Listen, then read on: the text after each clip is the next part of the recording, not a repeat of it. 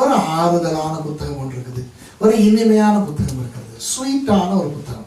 அந்த புத்தகம் ரொம்ப நல்ல ஒரு புத்தகம். ஆண்டவர் வாசிக்க, பரிசுத்த வேதாகமத்துக்கு அடுத்தபடியாக ஆண்டவர் வாசிக்க விரும்புகிற ஒரு புத்தகம். அந்த புத்தகம் மல்கியா 3ஆம் அதிகாரம் 16வது வசனத்தில் இருக்கிறது. அந்த புத்தகத்துக்கு பெயர் ஞாபக புத்தகம். அந்த புத்தகத்துல என்ன எழுதி இருக்கிறது என்று பார்ப்போம். சும்மா தேவையில்லாததெல்லாம் எழுதி இருக்காரு. வாசிங்க பார்க்கலாம். அப்பொழுது கர்த்தருக்கு பயந்தவர்கள் ஒருவரோடு ஒருவர் பேசிக் கொள்வார்கள். கர்த்தர் கவனித்து கேட்பார். கர்த்தருக்கு பயந்தவர்களுக்காகவும் அவருடைய நாமத்தை தியானிக்கிறவர்களுக்காகவும் ஞாபக புஸ்தகம் ஒன்று அவருக்கு முன்பாக எழுதப்பட்டிருக்கிறது. இப்போ பரலோகத்துக்கு போன பிறகு உண்மையாக ஆண்டவர் கிறிஸ்தவர்களுக்கு வாசிக்க போகிற புத்தகம் என்ன புத்தகம் தெரியுமா? ஞாபக புத்தகம். அதுல கெட்ட விஷயங்கள் எதுவுமே இருக்காது. சரியா? அதுல என்ன எழுதி இருக்கும் என்றால், கர்த்தருக்கு பயப்படுகிறவர்கள் ஒருவரோடு ஒருவர் பேசிக்கொள்வார்களாம். இப்போ கர்த்தருக்கு பயந்தவர்கள் ஒருவரோடு ஒருவர் பேசிக்கொண்டால் இன்னொரு ஆளை பற்றி கேவலமாய் பேசுவார்களாம், இல்லதானே? அப்படியே இன்னொரு ஆளை பற்றி பேசினாலும் நல்லது பேசுவார்கள், ஆசீர்வாதமானது பேசுவார்கள். இப்போ நீங்கள் தான் தெரிந்து கொள்ள வேண்டும், நீங்கள் கர்த்தருக்கு பயந்தவர்களாய் பேசுகிறீர்களா, இல்லாவிட்டால் வேறு விதமாக பேசுகிறீர்களா என்று. கர்த்தருக்கு பயந்தவர்கள் ஒருவரோடு ஒருவர் பேசிக்கொள்ளும் போது மற்றவனை பற்றி குறை சொல்ல மாட்டார்கள், கேவலம் பேச மாட்டார்கள், திட்ட மாட்டார்கள், கெட்ட வார்த்தை பேச மாட்டார்கள், அசிங்கமாய் பேச மாட்டார்கள், கோய் பேச மாட்டார்கள், பொய் பேச மாட்டார்கள். புரியுதா? கர்த்தருக்கு பயந்தவர்கள் 2 பேர் பேசிக் கொள்கிறார்கள். 2 பேருமே கர்த்தருக்கு பயந்தவர்கள் என்றால் அவர்கள் நல்லதுதான் பேசுவார்கள். இதை ஆண்டவர் கேட்க விரும்புகிறார். எப்படி கேட்கிறாரா? கவனித்து கேட்கிறார். சரியா? உடனே அதையெல்லாம் எழுதுகிறார், ஞாபக புத்தகத்திலே காட்டுவார். எனக்கு இந்த புத்தகத்தினுடைய மகிமை தெரியும், இந்த பிரசங்கத்தின் கூட செய்திருக்கிறோம். ஆனால் ஒரு சில வருஷங்களுக்கு முன்பு, ஒரு 2-3 வருஷங்களுக்கு முன்பு எனக்கு ஒரு சம்பவம் நடந்தது. எனக்கு சரியாக ஞாபகம் இல்லை எப்பொழுது என்று. ஒரு 2-3 வருஷங்களுக்கு, 3-4 வருஷங்களுக்கு முன்பு ஒரு சம்பவம் நடந்தது. இலங்கையிலே கண்டியிலே ஒரு கொஞ்சம் தூர இடம், ஒரு சபை திறக்கிறார்கள். அந்த திறப்பு விழாவுக்கு என்னை அழைத்திருக்கிறார்கள். அப்போ அந்த திறப்பு விழாவுக்கு நான் போயிருக்கிறேன். நானும் என்னோடு கூட சபையிலிருந்து சில என்னுடைய ஊழியக்காரர்கள் எல்லாரும் போகிறோம். அப்போ கண்டியில இருந்து கண்டி எத்தனை பேருக்கு தெரியும்? இலங்கையில கண்டி எத்தனை பேருக்கு தெரியும்? கண்டி கொஞ்சம் தான் தெரியுமா? நிறைய தெரியுமா? திகன தேர்தலி எல்லாம் தெரியுமா? Golf course. ஓகே, கண்டியில இருந்து திகனைக்கு போய் திகனையில இருந்து ஒரு புதிய பாதை, அந்த பாதையில போகும்போது நான் அந்த பாதையில இதற்கு முன்னே போனது கிடையாது. அழகா இருக்குது. நான் சொல்றேன், நான் தான் டிரைவ் பண்ணிட்டு போறேன். என்னோட வர்றவங்களுக்கு சொல்றேன், என்னடா இது, எங்கட இடத்துல இருந்து வெறும் 1/2 மணி நேரத்துக்குள்ள இவ்வளவு அழகான இடமா? கோல்ஃப் கோர்ஸ் இருக்குது, மலைகள், நல்லா புதிய புதிய பெரிய வீடுகள். அப்ப சொன்னாங்க, இந்த வீடு வந்து இந்த கிரிக்கெட் பிளேயர் அரவிந்த் டி சில்வா வாங்கி வச்சிருக்கிறாரு. அவ்வளவு பெரிய அழகான வீடுகள், பாதை அழகா இருக்கு, காப்பட் ரோட், தண்ணீர், பார்க்கிற இடமெல்லாம் தண்ணீர், மகாவலி அந்த விக்டோரியா டேமினுடைய தண்ணீர் ரொம்ப அழகா இருந்தது. ரொம்ப சந்தோஷமா போற இடத்துக்கு போயாச்சு. போய் முடிச்ச பிறகு சர்ச் ஓப்பனிங் எல்லாம் நடக்குது.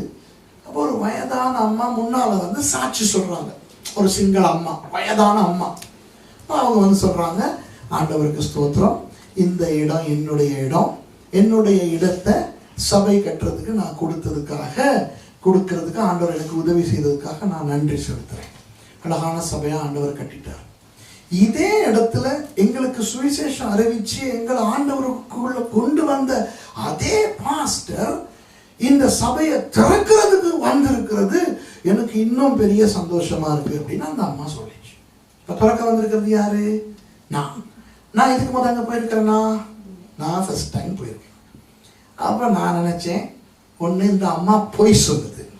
ஆனா அது சொல்ற விதத்தை பார்த்தா பொய் சொல்ற மாதிரி இல்லை. இந்த நான் தழுக்க விளங்குதான், ரொம்ப உண்மையா சொல்லுது. அப்ப நான் நினைச்சேன், உண்மையாவே என்னைய வேற யாரோவா நினைச்சிருச்சு. என்னைய வேற ஒரு யாரோவா நினைச்சிட்டு இது நான் நினைச்சு சொல்லிக்கிட்டு இருக்குது. பரவாயில்ல, பாவம் வயசு போனது தானே இருக்கிறேன். நான் ஃபர்ஸ்ட் டைம் போயிருக்கிறேன்ப்பா வாழ்க்கையில். இப்போ எல்லா ஆராதனை எல்லாம் முடிஞ்ச பிறகு பலகாரம் எல்லாம் கொடுக்குறாங்க, ஜூஸ் எல்லாம் குடிக்கிறாங்க. அப்போ அந்த அம்மா ஓடி வந்து இந்த கையை பிடிச்சிக்கிட்டு, காலம் எப்படி இருக்கிறீங்க பாஸ்டர்? அப்போ நான் சொன்னேன், அம்மா கோச்சிக்கிறாதீங்க, நீங்கள் என்னைய வேற யாரோவா நினச்சிட்டீங்க. நான் அவர் இல்லாமல் நான் இங்கே இருக்கும் போது வந்தது இல்லை. இப்போ அந்த அம்மா எனக்கு சொல்லுது, பாஸ்டர் உங்களை மறக்கணுமா? நீங்கள் எங்களை மறந்தாலும் உங்களுக்கு ஞாபகம் இருக்கா? 1981 திருதணிய பஸ்ஸில் வந்து இறங்கி கிட்டாரை தூக்கிக்கிட்டு அந்த மேலே ஏறி எங்ககிட்ட வந்து இருட்டில் இந்த இடத்துல குப்பிலாம்பு வச்சுக்கிட்டு இருக்கும்போது நீங்கள் எங்களுக்கு பிரசங்கம் பண்ணி நாங்கள் ஆண்டவரை ஏற்றுக்கொண்டோம். அப்போதான் எனக்கு ஞாபகம் வந்தது, 81 நான் வந்ததெல்லாம் உண்மை. ஆனா அது இந்த இடம் இல்லையே பாஸ்டர். அந்த டவுன் தண்ணிக்குள்ள போயிருச்சு. இங்கதான் இருந்தது அந்த டவுன். நீங்க வந்து பஸ்ல இறங்குற இடம் விக்டோரியா டேமுக்காக இதெல்லாம் மாத்தி மற்றவங்க எல்லாம் வேற இடங்களுக்கு அனுப்பிட்டாங்க. எங்களோட வீடு மேல இருக்கிறனால எங்களுக்கு போக தேவையில்லை அப்படிங்கிறது தான் எனக்கு ஞாபகம் வந்தது. ஆமா, நான் தான் அந்த ஆள். 81 நான் பஸ்ல போய் இறங்கி கிட்டாரை தூக்கிக்கிட்டு நடந்து இவங்க வீட்டுக்கு போய் கடத்தலுக்குள்ள இவங்களை வழி நடத்திருக்கேன். எனக்கு அப்படி கண்ணெல்லாம் கலங்கி போச்சு. அப்படி அவங்கள கட்டி பிடிச்சேன். பின்னால இன்னொரு அம்மா வருது. அவங்கள பார்த்தோம். இப்ப எனக்கு ஞாபகம், முதல் பிரசங்கம் 81 நான் பண்ணினேன். பிரசங்கத்துக்கு மொழிபெயர்த்தது அந்த அம்மா. அவங்க உடனே நான் சிஸ்டர் மர்சிக்கும் மற்றவங்களுக்கெல்லாம் இன்ட்ரடியூஸ் பண்ணேன்னா, நான் முத 13 வயசுல பிரசங்கம் பண்ணேன். அந்த நேரத்தில் வந்து ஊழியர் சேர்ந்த இடம் தான். இந்த அம்மா தான் மொழிபெயர்த்தாங்க. அவங்க சொன்னாங்க, ஆமா நான் தான். அந்த நேரத்தில் இந்த வசனத்தினுடைய மகிமை எனக்கு புரிந்தது. உங்களுக்கு தெரியுமா, உங்கள் மூலம் எத்தனை ஆசீர்வாதங்கள் கர்த்தருடைய ராஜ்யத்துக்குள்ளே வந்திருக்கிறது என்று உங்களுக்கு தெரியாது. எத்தனை நாடுகளுக்காக ஜெபிக்கிறீர்கள், எத்தனை பேருக்காக ஜெபிக்கிறீர்கள், எத்தனை இடங்களில் துண்டு பறந்து சும்மா கொடுத்திருப்பீர்கள். இவற்றை பயன்படுத்தி எத்தனை பேர் ஆண்டவருக்குள்ளே வந்திருப்பார்கள். எத்தனை பேருக்கு உங்கள் ஜெபம் மூலமாய் சுகம் கிடைத்திருக்கும். சரியா? இலங்கைக்காக ஜெபித்தீர்களே, உங்கள் ஜெபங்களை கேட்டுதானே ஆண்டவர் சமாதானம் கொடுத்திருக்கிறார். எவ்வளவு இன்றைக்கு நிறைய பேர் ஜெபித்தாலும் அவர்களுக்கு இங்க ஜெபத்தை கேட்டா இருக்காது, அப்படி ஒரு ஃபீலிங். நண்பர்களே, உண்மையாக நாம் ஆண்டவருக்காக செய்கிற ஒவ்வொரு நன்மையும் ஒரு புத்தகத்தில் எழுதி வைத்து பரலோகத்தில் வைத்து நம்மை ஆச்சரியத்தில் ஆழ்த்து போகிறார்.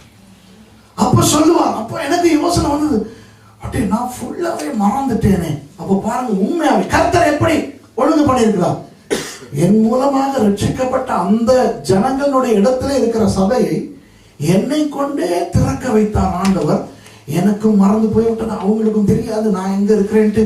ஆனால் கர்த்தர் அந்த இணைப்பை ஏற்படுத்தினார். இந்த வசனத்தை எனக்கு புரியப்படுத்தத்தான் எனக்கு அதை செய்தார் என்று நான் நினைக்கிறேன். இப்படி எத்தனை ஆசீர்வாதங்கள் எங்கள் மூலமாக வந்திருக்கும். சில நேரம் நமக்கு சோர்வு வரும், சில நேரம் சோர்வு வரும். கிழமையும் போயிட்டு ஜெபிக்கிறோம், உபவாச ஜெபம் ஜெபிக்கிறோம், திங்கக்கிழமை ஜெபம் ஜெபிக்கிறோம். என்னத்தை நடக்குது, என்னத்தான் நடக்குது, நமக்கு மறந்து போகும், நமக்கு தெரியாது. ஆனால் நமக்கு அறியாததும் எட்டாவதுமான எத்தனையோ காரியங்களை கர்த்தர் நம்மை கொண்டு செய்து வருகிறார். ஆகவே உங்களுடைய ஜெப ஊழியங்களை விடாதீர்கள், சுவிசேஷ ஊழியங்களை விடாதீர்கள், துண்டு பிரதிகள் கொடுக்கிற ஊழியத்தை விடாதீர்கள், சபை கூடி வருதலை விடாதீர்கள், ஒருவர் பலப்படுத்துகின்ற ஊழியத்தை விடாதீர்கள்.